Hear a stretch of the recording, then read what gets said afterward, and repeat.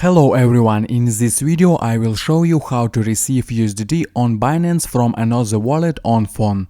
Basically it's pretty easy, just follow the steps I do to note any mistakes. So all we need is open Binance and click deposit, then choosing a crypto deposit and enter USDT, click. Choosing the Tron network and we get the QR code and the address to receive the USDT. If you have the opportunity to scan the QR code, then scan it and transfer it to this Binance wallet. If not, then copy the address and go to the wallet from which you need to transfer to Binance, for example Trust Wallet.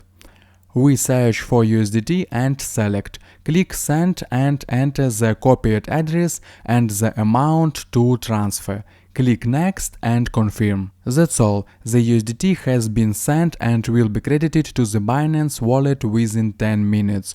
Also watch my other videos about Binance at the link in description and you will learn a lot. I hope guys this tutorial made your life a little bit easy and you like this video. Subscribe to my channel and write your comment. Goodbye, have a nice day.